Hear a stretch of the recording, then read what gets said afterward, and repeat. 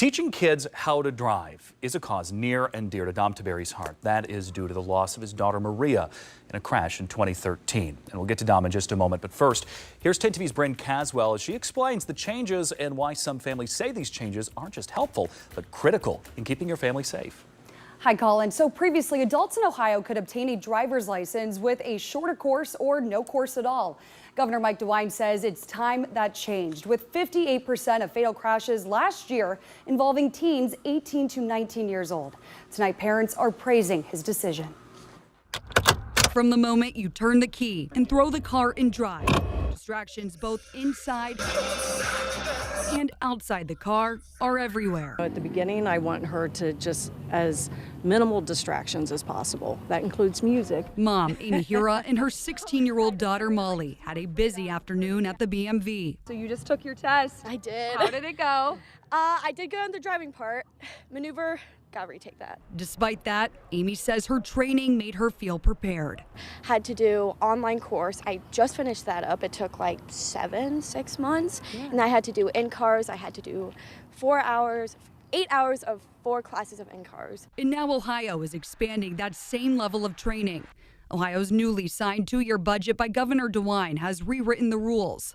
Under the previous law, drivers aged 18 to 21 could opt in for a shorter course or skip lessons entirely. From now on, anyone 21 and under must complete the full driver's education course and 50 hours of supervised practice. We'll have a bunch of kids coming in. Owner of Faith Driving School, David Burke, trains teens daily and says this change could save lives. That age, 18 to 19, it is more dangerous for them. So now we'll get that up to at least 21, and so they're more trained, and that will make the roads in Ohio safer. One thing lawmakers didn't approve was bringing driver's ed back into schools.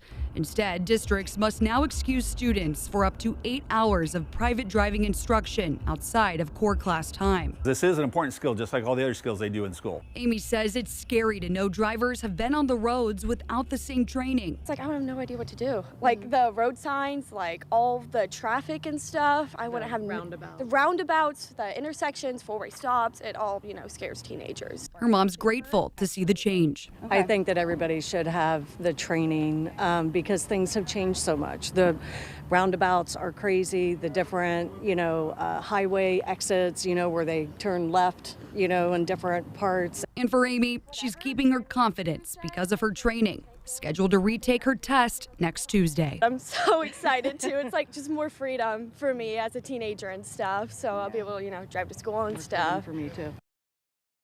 More freedom for mom too. Amy, good luck.